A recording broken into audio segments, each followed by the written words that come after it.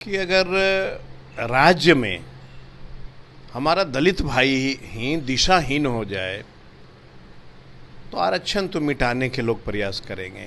जब जब यह बिहार का दलित सामाजिक न्याय का साथ दिया है तब तक उनके ऊपर रिजर्वेशन पे कोई प्रहार नहीं किया है और न हिम्मत जुटा पाया था। बिहार के माननीय मुख्यमंत्री ने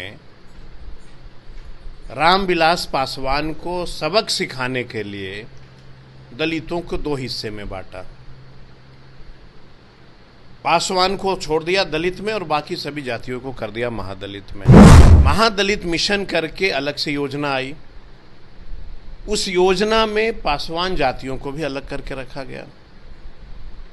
हमारे केंद्र में मंत्री हैं चिराग भाई, वो लगातार जो है मुख्यमंत्री के खिलाफ बोलते रहे, जिसका खामियाजा पूरा बिहार ने भुगता, पासवान जाति ने। जब चुनाव हो रहा था एमपी का, डंके के चोट पे चिराग भाई कहा करते थे कि कोई माई का लाल जो है रिजर्वेशन को नहीं छू सकता, और मलाई खाने खुद चले गए।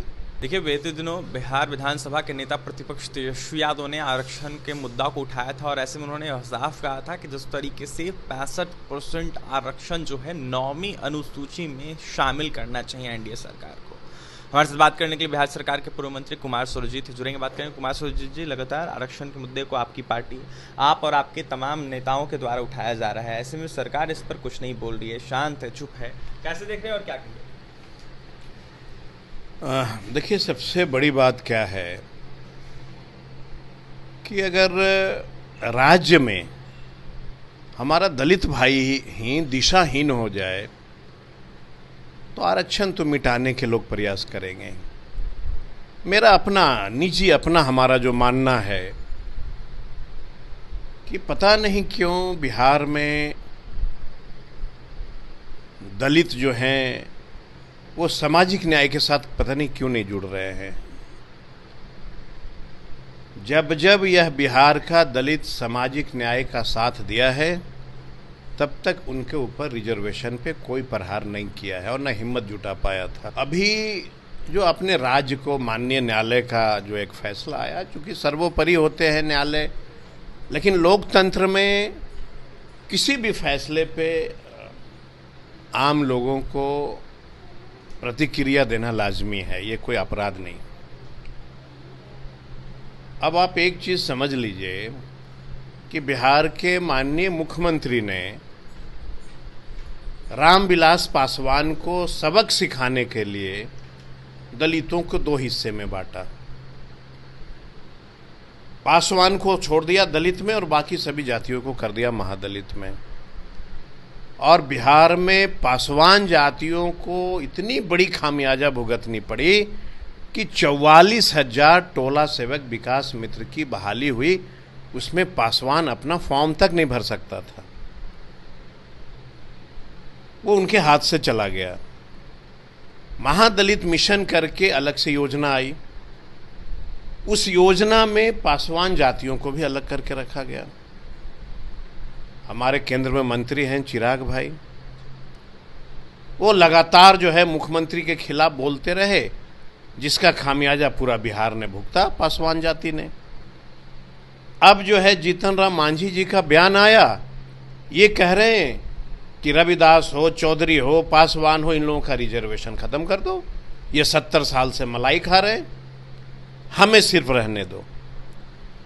तो आप इसको यूं कह लीजिए कि अब जो है दलितों पे प्रहार और दलितों के रिजर्वेशन पे प्रहार की शुरुआत हो चुकी है, जिसका उदाहरण पहले बिहार के माननीय मुखिया ने दिया है, दलित और महादलित बनाकर। अब केंद्रीय मंत्री कह रहे हैं कि 4 जातियों को अलग कर दो, इनको रिजर्वेशन नहीं मिलना चाहिए। अगर इस तरह से होते रहा तो रिजर्वेशन की लड़ाई लड़ेगा कौन?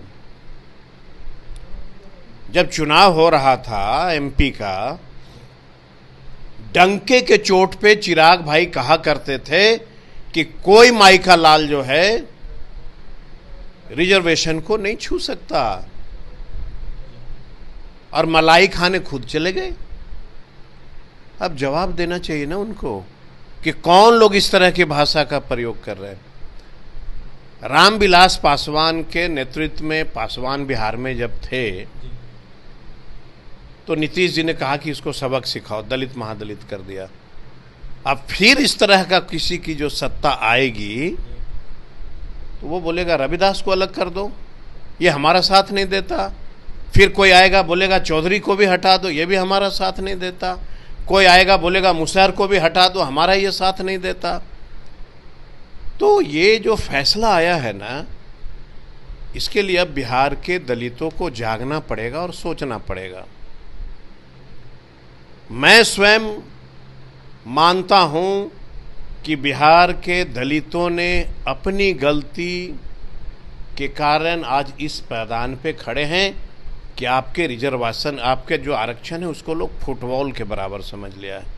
कोई इधर लात मार रहा है, कोई उधर लात मार रहा है। बिहार का दलित पिछड़ा अगर सब सामाजिक न्याय के योद्धा के साथ खड़ा हो जाए तो आज भी मैं दावे के साथ कहता हूं कि तेजस्वी यादव ऐसा लीडर अपनी प्राण न्यौछावर कर देगा, लेकिन आरक्षण पे प्रहार नहीं होने देगा। महाराजा दलित विरोधी है केंद्र में बैठी एनडीए सरकार, ये मैं नहीं कह रहा हूं ना, कई फैसले से दिखते हैं। अगर मैं मान लीजिए बेवजह आरोप लगा दूं तो ये उचित नहीं होगा। जब बिहार सरकार ने जातीय जनगणना करा के यह मान लिया कि बिहार के 95% दलित की हालत दयनीय है, ये स्वयं सरकार ने माना जातीय जनगणना के बाद। तो जब स्वयं बिहार सरकार ने मान लिया कि 95% दलितों की हालत आज से 70 साल पहले के बराबर है, तो फिर उनके साथ देने वाले लोग ये क्यों कह रहे हैं कि पासवान को, रविदास को, चौधरी को, धोबी को, ये सबको रिजर्वेशन नहीं मिलना चाहिए? क्यों कह रहे हैं भाई? तो ये शुरुआत हो चुकी है। और अगर बिहार के दलित अपने आप को नहीं संभाले, बाबा साहब ने क्या कहा था? बाबा साहब ने कहा था कि आप कमजोर वर्ग के लोग हो, आप लड़ नहीं सकते हो, लड़ने में तुम्हें कोई जीतने नहीं देगा। इसलिए उन्होंने एक अधिकार दे दिया था बटन दबाने का, मतलब कि वोट का अधिकार था। और ये एक ऐसा अधिकार था कि इस अधिकार से सब लोग डरते। लेकिन क्या किया बिहार के दलितों ने?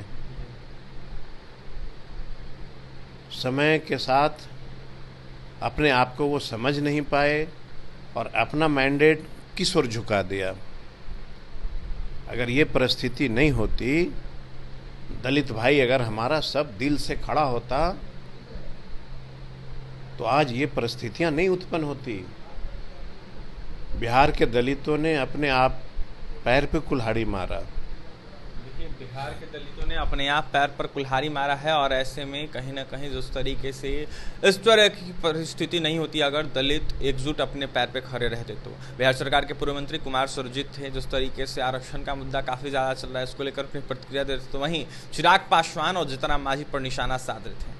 अब देखने वाली बात यह होगी आरक्षण के मुद्दे पर केंद्र बैठी एनडीए सरकार क्या कुछ करती है। लेकिन फिलहाल जिस तरीके से एनडीए सरकार नया नया फरमान ला रही है, इससे यही पता चलता है, यही प्रतीत होता है कि केंद्र की जो एनडीए सरकार है वो पूरे तरीके से दलित विरोधी है। और ये तमाम खबरों के लिए बने रहे हमारे साथ। कैमरे से हमारे सहयोग विकास हैं। बहुत बहुत धन्यवाद।